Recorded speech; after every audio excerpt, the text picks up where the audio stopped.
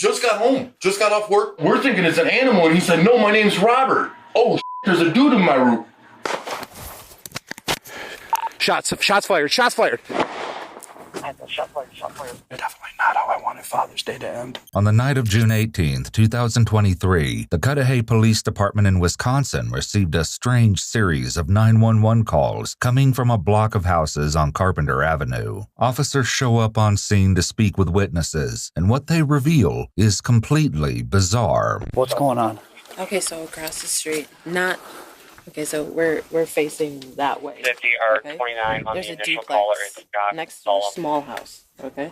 So upstairs somebody smashed out from the second floor, jumped onto the small roof, and ran. Okay, so there might on be glass on the other side on of the street. south side Yes, not this block. of Kirkwood. Yes, Okay, it's across the street. okay. You saw somebody smash glass and jump out of a window? No. We heard the smashing glass, and then they jumped out of the window onto the roof. That's the shorter house. So they were on the second floor and jumped and ran that way. Okay. Did you hear gunshots or anything? Well, we've heard some freaking sketchy stuff. 50 to 09. Your caller observed a house on the south side of the block, heard glass smash, and saw a subject jump from the window onto the roof of another house. Someone breaking through a window and running across rooftops like Spider-Man on a Father's Day evening in a quiet residential area is odd enough, but nothing can prepare the officers for what happens next. See if you can find phone numbers, attempt to make contact with anybody inside those houses that can advise if they've had any houses broken into and or saw or heard anything suspicious. Shots fired. 9 desk. I don't know where the shots are coming from, but they're just to the east of us. Officers on scene, answer up. I need squad numbers. Make sure everybody's okay. Within 10 minutes, another shot rings out. This time it's closer to a different pair of officers 1 street over from the first. So you want to keep your gun up like this. And you can use the garage.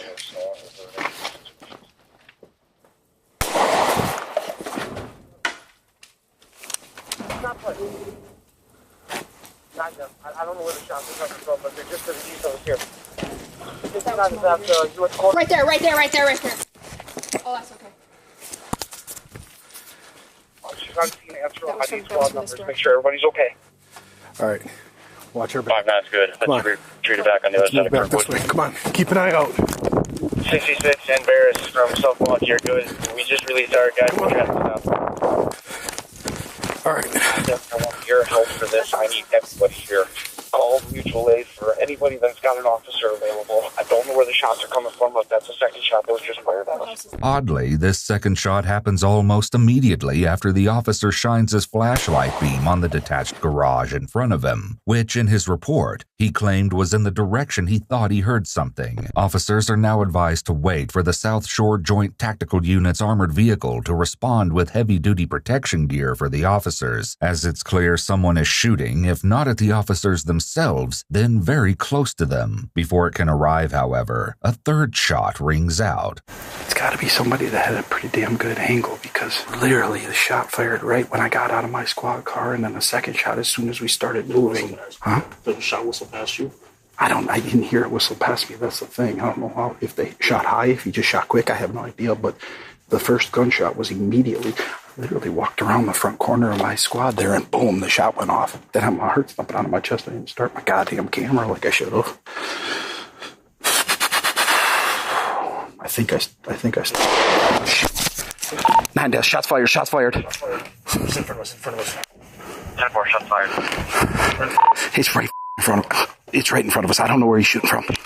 Stay down. A total of at least 3 shots have been fired in the span of an hour, though this third round marks the final shot officers will hear this evening. The tactical armored vehicle arrives, and officers, now fully suited up, begin to canvass the area. They start with the house that witnesses had identified as the one the suspect initially jumped from, a house further confirmed to be the source by a broken attic window. which was visible from the street. Glass shards littering the alleyways between this house and the neighboring house confirmed that the suspect indeed broke through the top floor window and leaped to the neighboring house's roofs, heading east before presumably climbing down somewhere. The house in question is a duplex, and officers managed to call the occupants and have them exit the home. They speak with the upstairs renter, Esmira Pendleton, first, as she is the occupant with access to the attic, the duplex being divided by floors with separate up and downstairs departments. Esmira states that members of the household had been asleep when officers had called and hadn't heard the attic window shatter, although she did notice the attic door was open when they were evacuating, which was unusual.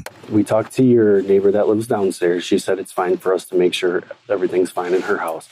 Can we make sure everything is fine in your house? Yes. Or we want to make sure nobody's hurt in there, nothing like that. So would you give us permission to just check? Because we're going to check the attic. We want to check yours, the lower and the basement to make sure that nobody's hiding, so you guys can safely go back inside. Is that okay? All right. Also living at this duplex with Esmira are her mother, Carrie Jackson, and 2 teenage sons, Travis and Travell. Travis spoke to police while the rest of his family waited for other officers to finish searching the home. Were you sleeping or anything, or have you been up? I heard a little loud sound. Carrie Jackson, Esmira's mother, would later confirm to officers that Robert, who is her grandson, and her son Ronnie had indeed visited earlier that day and left before nightfall. Both she and Esmira confirmed to police that no one else should be in the home and that they had no idea who might have been in the attic, much less jump through the attic window onto the neighbor's roof. With this in mind, officers enter the house and begin searching, clearing the top and bottom floors before honing in on the attic. Hey, police! Anybody in the attic, make yourself known!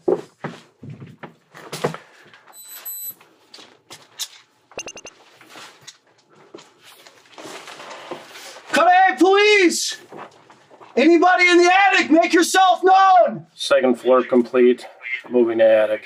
After several hours of searching, officers are forced to call off the search, as the glass in the alley remains the only trace of the mysterious roof-jumping shooter. Esmira and her family, as well as the elderly tenant downstairs, are allowed back in their homes and police leave the area. Little do they know that they will soon be back, in response to yet another bizarre 911 call from this neighborhood. Came home from work and you could tell somebody was in our attic and we found him in there. How do I get up? Carlos, do that door. Who's up there with him? My boyfriend. Pulled him out of the attic. A couple had returned home to find a strange man hiding in their attic, mere hours after police had called off the search for yet another criminal attic dweller. Hey, I have a firearm. All right, well, don't use it. It's that door right there. Carlos, you stay. I'm not going up there. 36. He's on the porch with another individual. I'm gonna be heading up there. Hey, I'm putting my firearm. Put your way. I just told him, come in here. Turn around. I'm trying to come in. Turn around. Put your hands behind your back. Suspect up here. Come in through the back over here. Other individual has a firearm. He has it holstered. I'll go put it up as soon as I can get past. Put your hand behind your back. Put your hand behind your back. Huh? Put your hand behind your back. I didn't try to, man. I laid on the porch, man. What's your name? I'm Robert Turner, man. Who's the hood now? Robert Turner, man. Robert Turner, man? Or Robert Turner? Man, my leg is broke. All right, well, we're going to get you out downstairs, okay? He's got a firearm right here. He's the homeowner. He's got a firearm behind me. This individual's got to come downstairs. Yeah, we'll get you downstairs. He's on the porch behind me. This one right here. Hey, this way, downstairs. He's just going to have to hop. Just hop, dude. Hop down. Come on, man. Want me to get in front of him? I got it. I can hop down. No, I don't trust is out the window here. Huh? He's fine. He's fine. No, I'm not. We got some, see that? Maybe upstairs. Might be an idea. 36 deaths. They have one in custody. Says his name is Robert Turner. Requesting an ambulance for a possible broken leg. You do a search? No, I have not. Stop. Just hold still. You got anything on you we need to know about? No, sir. Look at my leg. You got any weapons or anything? No, sir. You got any weapons up in that attic? No, sir. Huh? No, sir. Where do you live? Huh? Carpenter? Do you live on Carpenter?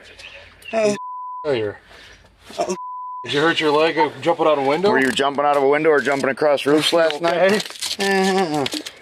My leg come across here yesterday. What's up? I'm on you see my grandmother on my leg. What's your first name? Robert? Yeah. And your last name is Turner? Yes, sir. What's your middle initial? Can you please take these? Hang on, what's your middle initial? Cuffs ain't coming off, my friend. Yeah. What's your middle name? Yeah. L? And what's your birthday? Best to be honest with us. Huh? Yeah, oh my God. Bro, you gotta chill because guess what? What's your address? Job, my man. Yeah. Where you stay at? Where you stay at, bro? Huh? Across the way. Yeah, what does across the way mean? Oh, that's Carpenter right there. You That's stay my on brother. Carpenter? Yeah. I think I've seen him before. This house here? Were you running around last night on a rooftop? No, I came across the thing. It's clear by this point that the man is cousin Robert, who was mentioned previously by Travis and was over at the family home the prior day. Why he broke the window out of his grandmother's attic and ran across the rooftops is unknown. Also a mystery is why he decided to break into a neighbor's house to hide in yet another attic. Whether Esmira or Carrie knew Robert had been in the attic and hadn't left the home is unclear. After you crawled out of the attic? Yeah. No, don't grab. Don't grab. To get up in that attic and check for a weapon. Yeah. This would have been, I think I've seen him before. I don't cause no problems, sir. I know. Thank you. My leg broke. Look at my leg. How'd you get your leg broke? All right, I see why you're doing that. Hold up here, hold up here. What you got? What we got? We got drugs up in here. Is it fentanyl or crack? What you got? No, I do them personal use. Hey, is it? I don't care if it's personal. Is it fentanyl or crack? I don't know. I think they ecstasy. Ecstasy? Huh? Yeah. Now they're using that. Yeah. That's not ecstasy, bro. It's not? Maybe. Well, we'll see. Yeah, I use this. It should be in my system and everything. You got a weapon on you? No, sir. Did you have a weapon on you? 36 to 106. I don't think anybody's here that was here this morning. I'm gonna need a ladder or something to get into that attic, check for a weapon. You live at Holmes? Ambulance is here. We'll take you to the hospital, okay? You're under arrest though, okay? So what is I'm under arrest for? Well, for starters, I mean, you're in somebody's attic. You shouldn't be, right? I'm sorry, man. I know. I actually climbed on the top porch, man. I got it. Well, you asked, right? Yeah. So. No link in the middle. No black. Yep. No, man. We're just trying to figure out what's going on. Is all. And let's get your leg looked at. All right. It sounds like. The attic is up here, yeah. Agenton's up there with the homeowner. Came home, my bottom door was open and all the stuff from the attic was on the floor. So you just got home? Just got home. Just got off work and all the was from the attic was on the floor. And Mindy's like, there's an animal on the roof. And no, he started... Who said that? Mindy, my girlfriend. Because we came up at the same time. Oh, okay. So we're thinking it's an animal and he said, no, my name's Robert. Oh, there's a dude in my roof. Okay. Did he have anything... No, once he heard us in here, he said, my name's Robert, I'm in the attic. Then he tried to come down, I didn't know what to expect. He said he lives right there. Have you seen that? Ever seen this I've before? never seen him before. I could have, but I couldn't tell. He was so covered in I don't know. Oh, man. On paper for hit and run involves great bodily harm, hit and run involves injury, and homicide by dangerous weapon. As was just mentioned on the officer's radio, it turns out that Robert has a serious criminal history. He was convicted of homicide by negligent handling of a weapon or explosive in 2007 and served 8 years in prison. At the time of this incident, he was on probation, and despite his family claiming he didn't live with them, the Milwaukee Department of Corrections had their address down as his place of residence. So you see the insulation all over the floor. What do you do next? I immediately looked up because I knew that's where it came from. Like, none of this was on the floor. So I knew something was in the attic. We thought it was like a raccoon or something, but then he started screaming, my name's Robert, my name's Robert. I said, I have a gun, get your down here. Nothing's missing, so he must have just went right up into the attic. He didn't touch anything. He came in here with my dog. Was the dog barking when you got... The dog barks at me if I come home. The dog barks at me if I go to the bathroom. So really nothing suspicious with the dog then when you came home? No. Yeah, got it. Okay. John, she says you leave this door open at night sometimes? Yeah, we let so the dog can see outside. So that door to the porch is unlocked? Yeah, we usually leave the porch door open so the dog can... I never expected anything like this in this neighborhood. That's why I love cutting it. Right. No, that's quite a shock when you get home. So what was he asking for? He said he would give you money to help him out, or he asked me to call his grandmother. He said he'd give me $300 on Friday if I didn't call the police. Police then began the arduous process of tracking down the gun they believe Robert was shooting the night before, starting in the attic before moving to the surrounding yards. Got a metal detector. oh, He had plenty of time to bury it, that's for sure. Eventually, they locate the firearm in a fittingly bizarre place, consistent with the theme of the rest of this case. Oh, in the grill? Get the f out of here. Nice.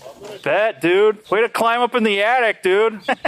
106. 06, go ahead. Yeah, we located the firearm. According to the complaint, police later found a spent shell casing in the area that matched the gun that was located in the charcoal grill. And, like Robert, the firearm was also covered in bits of insulation. As for the chalky, multicolored pills found in the baggie from Robert's pocket, the complaint referred to them as ecstasy. Robert Turner was subsequently charged with first-degree recklessly endangering safety, use of a dangerous weapon, possession of a firearm by a felon, and armed burglary, and he remains in custody currently. His initial plea of not guilty was entered in September, and his next court date is set for early November of 2023. He maintains that he wasn't shooting at police, though gave no clear alternative explanation for his actions. He also didn't have an explanation for his obsession with addicts.